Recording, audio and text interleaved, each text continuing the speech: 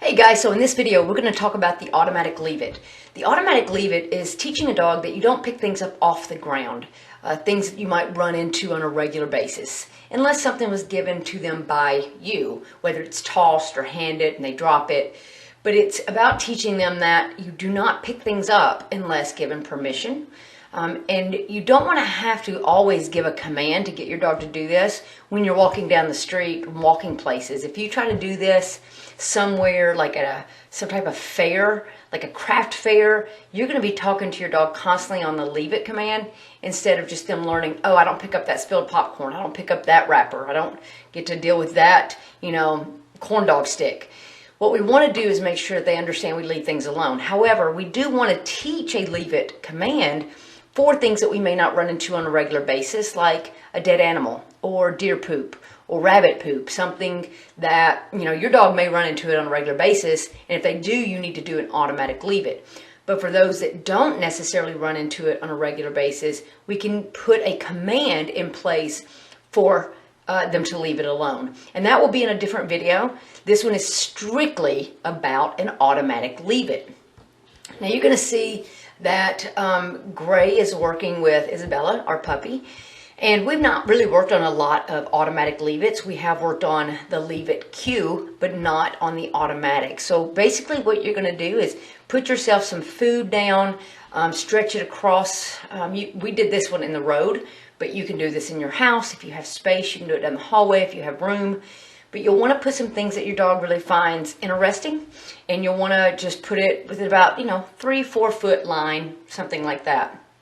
We are using bread in this video. Now what you're going to do is basically you have your dog on a leash, and you're going to create space to where you can walk past it with your hand being stationary down by your side with the leash, and the dog cannot reach it.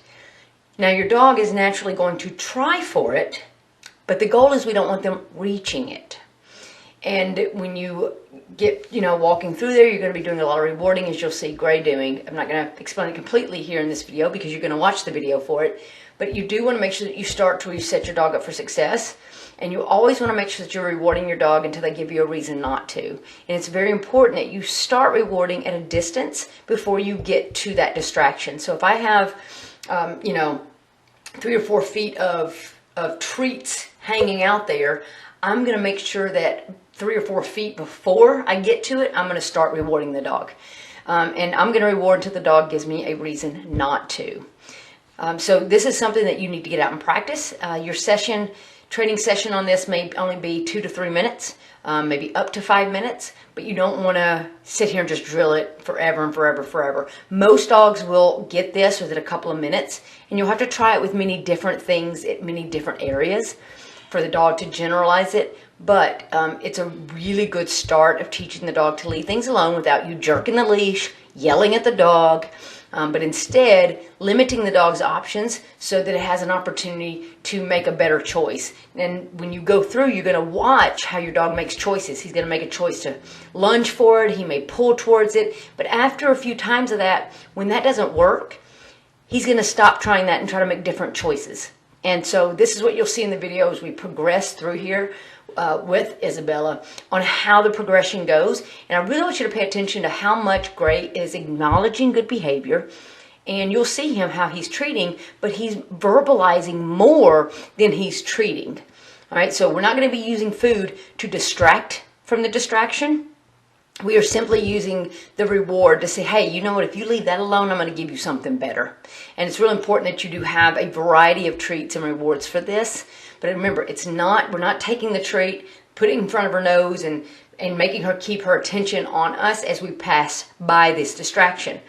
Instead, we are working on it and teaching her how to walk past it and leave it alone. So I hope you enjoy this video, and you start working with your own dog whenever we get done with this. Yes, you are. Who's my good girl? That's just kibble, but I got a good one for you right here. Good girl. Oh. Good girl, good job. Good girl. Good job. Good girl, good job. Oh, good job, Isabel.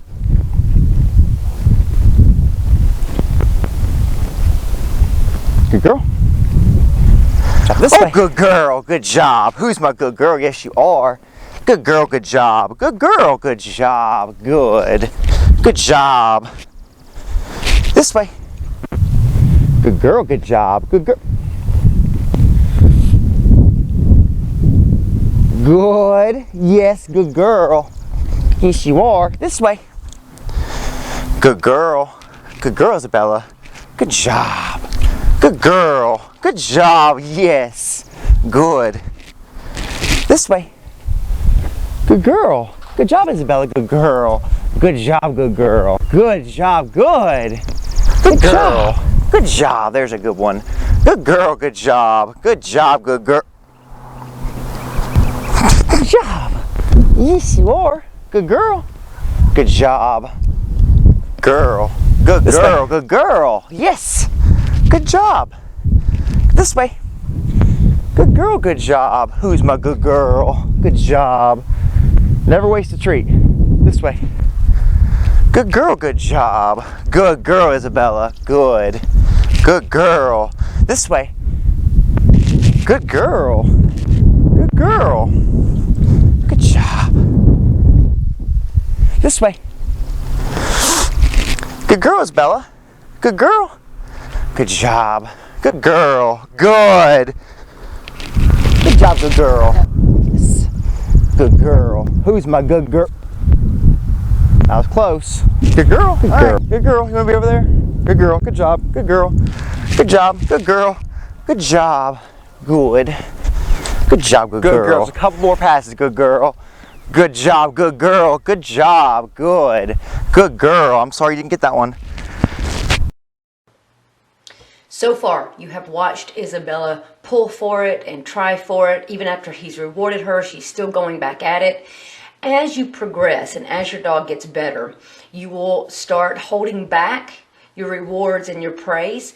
In other words, you're going to be raising your criteria. You're going to expect more from your dog in order to earn those rewards. Now, it's really important that when you start out, as you kind of watch this, that you don't look for the perfect behavior. If I have a dog who's pulling really hard, maybe I just start rewarding a lesser pull. Or maybe it's, I'm okay if the dog looks. You've seen many times that Gray is still acknowledging Isabella for looking at it. We don't care if she looks at it. It's about, though, walking past it. So as she gets better, though, we may only reward when she's not looking at it and walking past. But in the beginning, I'll reward that. I'm not looking for perfection. I'm just looking for improvement as we go through. So make sure you're not looking for too much to reward. Make sure that you are rewarding the small things, and that's how you'll get to the bigger things. So as you finish up this video, you're going to see how we progressed with Isabella and expected more from her in order to earn the praise and earn the reward. Girl, good job.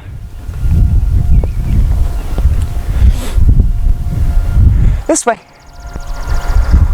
Good girl. Good. Good job. Good. Good. Good girl, Isabella. Good girl. Good girl, good job. Good girl, good job. Good girl. Good girl. Good job. Good. This way. Good girl, Isabella. Good girl. Good girl. Like right there. Yep. Good job. Good girl. This way. Good girl, good job. Good girl. Yes. Good job. This way. Girl. This way. Good job, good girl. I know you want to go back. Good job. This way. Good girl, Isabella. Good girl, Isabella. Good girl. Good job. This way.